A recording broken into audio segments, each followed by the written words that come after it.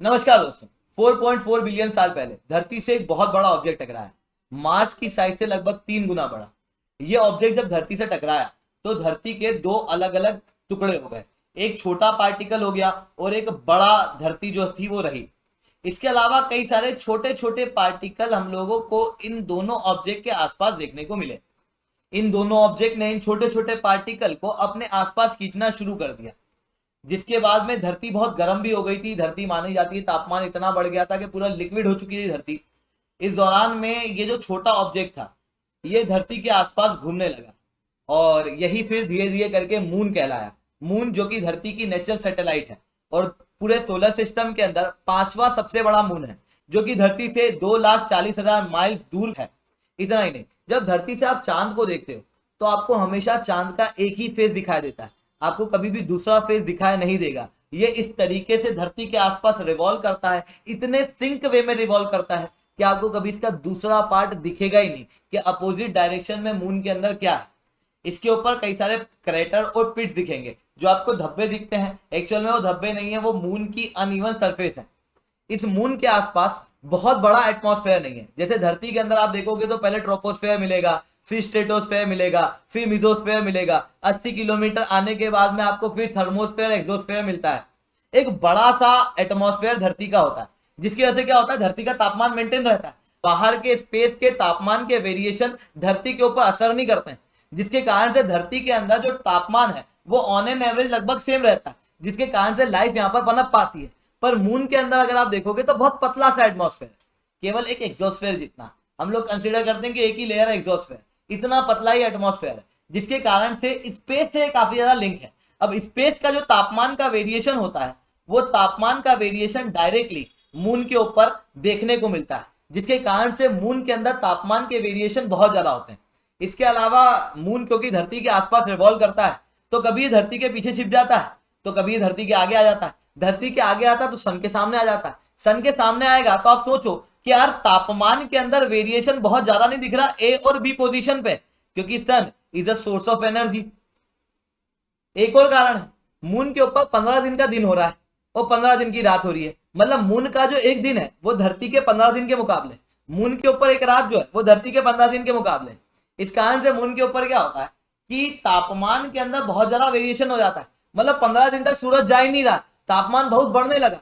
फिर 15 दिन तक सूरज आ ही नहीं रहा, तापमान बहुत कम होने लगा, जिसके कारण से दिन में यहाँ पे तापमान 127 डिग्री तक हो जाता है, रात में -173 डिग्री सेल्सियस।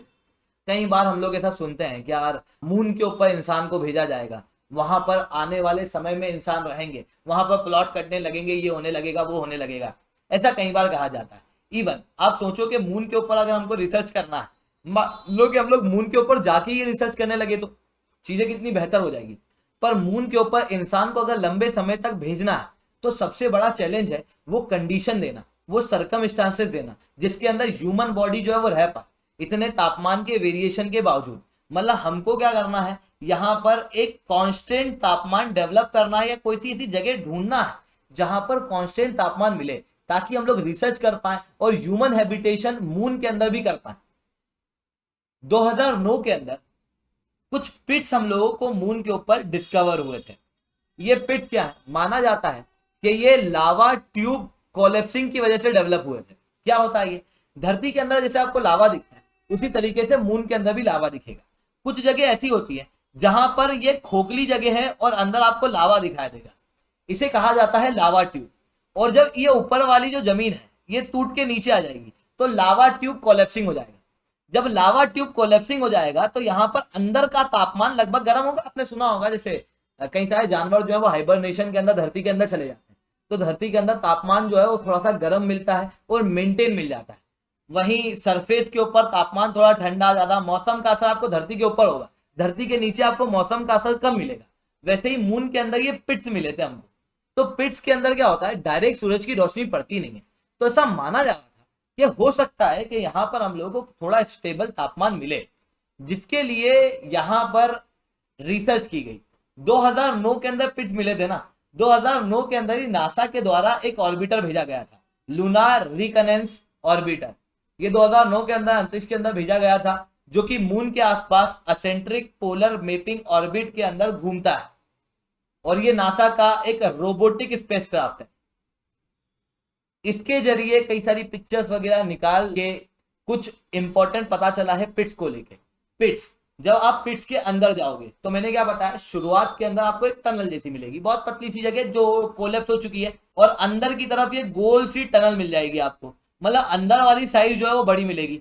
100 मीटर जब आप अंदर जाते हो तो उसके बाद में आपको फुटबॉल ग्राउंड जितनी बड़ी जगह मिल जाती है इन पिट्स के अंदर।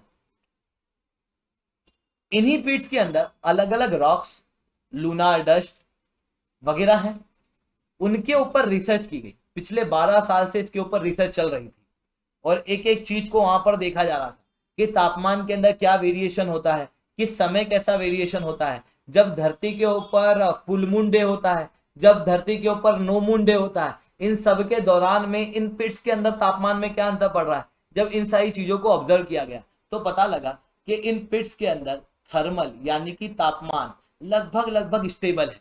मतलब जितना मून की सरफेस पे 123 और -173 डिग्री इतना तापमान का वेरिएशन दिख रहा है, वो इन पिट्स के अंदर दिखाई नहीं दे रहा है। इन पिट्स के अंदर तापमान 17 डिग्री सेल्सियस के ऊपर लगभग लगभग मेंटेन रह रहा है, थोड़ा ऊपर जाता है, थोड़ा नीचे आ जाता है, इस तरीके से चीजें जो है वो दिखाई दे रही है।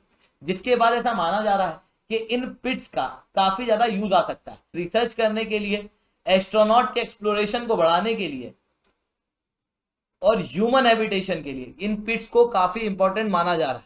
अब सवाल उठता है कि सर क्या इंसान चंद्रमा के ऊपर जाके एक पिट में रह पाएगा? तो let us understand this as well. हम लोग ये चीज धरती के ऊपर भी कर चुके हैं। धरती के ऊपर आज से लगभग 10,000 साल पहले की अगर मैं बात करूं तो एक प्लीस्टोसिन पीरियड चला करता था। प्लीस्टोसिन पीरियड जिस दौरान में हमारे जो नॉर्दर्न प्लेन्स वगैरह हैं वो बने हैं, ज्योग्राफी की एनसीईआरटी के अंदर आपको डायरेक्टली देखने को मिलेगा। इस दौरान में धरती का तापमान बहुत ठंडा हुआ करता था। आपने आइस एज मूवी देखी होगी, उस समय जैसा तापमान हुआ करता था, जिसके अंदर वनस्पति आज जैसे नहीं थे, जिसके अंदर एनिमल आज जैसे नहीं थे, बड़े बड़े एनिमल दिखाई दे रहे थे। पर प्लीस्टोसिन पीरियड के बाद में होलोसिन पीरियड आया और होलोसिन पीरियड के अंदर तापमान थोड़ा ठीक होने लगा और हम लोगों को आज जैसे वेजिटेशन मिलने लगे। इंसान प्लीस्टोसिन पीरियड के अंदर भी रहा करता था, जिस दौरान में इंसान जो है वो केव के अंदर ही पाया जाता था। जिस दौरान में आप देखोगे तो भीमबेटका के अंदर और कई सारी जगहों पर उसके सोर्स मिलते हैं, जिसके अंदर आदि मानव जो लोग हुआ करते थे उनके द्वारा कई सारी पिक्चर, कई सारे टूल्स, कई सारे पत्थर के टूल्स हम लोगों को देखने को मिलते हैं। मतलब इंसान पहले भी ऐसे रहा था और मून के अंदर हम लोग इस तरीके के डेवलपमेंट आने वाले समय में करेंगे, ऐसा नासा का कहना है। तो दोस्तों आज के लिए इतना ही रखते हैं। लेक्चर अच्छा लगा हो तो लाइक करो, लेक्चर बहुत अच्छा लगा हो तो SRC10 कमेंट करो। अगर आप लोगों को इस लेक्चर की PPT PDF प्राप्त करनी है तो आप SRC10 टेलीग्राम ग्रुप के ऊपर मेरे साथ में जुड़ सकते हो। साथ में रोज सुबह 8 बजे द हिंदू एनालिसिस की क्लास मेरे द्वारा लाइव ली जाती है, आप वहां पर ही मेरे साथ में जुड़ सकते हो। अगर आप लोगों को अनअकैडमी के ऊपर सब्सक्रिप्शन लेना है, इट्स अ हाई टाइम, आप लोग ले सकते हो। कोड यूज कर सकते हो SRC10, जिसके बाद में आप लोगों को मेरे द्वारा पर्सनली 1-on-1 मेंटरशिप मिलेगी। सवाल उठता है इस कोड को यूज करने के बाद क्या होगा। मैंने बताया मेरी मेंटरशिप तो मिलेगी, साथ में 10% का डिस्काउंट अलग मिलेगा।